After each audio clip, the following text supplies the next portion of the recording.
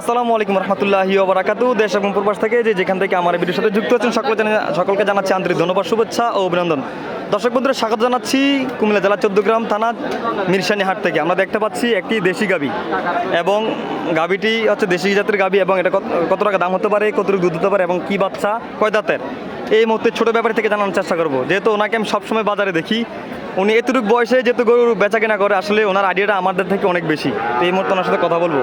আসসালামু আলাইকুম ছোটো ভাই, কি অবস্থা? ফার্স্ট বেয়ারি।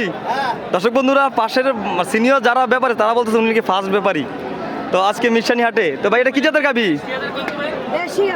দেশি গাভী। দর্শক বন্ধুরা, দেশি গাভী। বাচ্চারা কি দামড়ি না দামড়ি বাচ্চা? দর্শক বন্ধুরা, দামড়ি বাচ্চা সাথে দেশি গাভী। দাচ্ছে করে এটা ভাইয়া?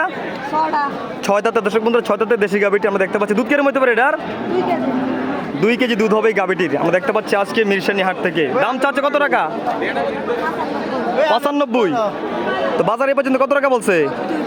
70,000 টাকা বলছে। তো বেচার দাম কত ভাইয়া? কত? 75। দেখছেন কত ফাস্ট কথা বলার আগে উত্তর পেয়ে যাই আমি।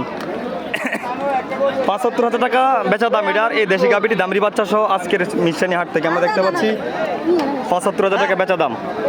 আজ কুমিল্লা জেলা চৌদ্দগ্রাম থানা মিরসানি হাটে একটি দেশি গাভী 1,95,000 টাকা চাওয়া দাম, বেচা দাম 75,000 টাকা এই গাভীটি বিক্রি করে দেবে দামড়ি বাচ্চা সহ।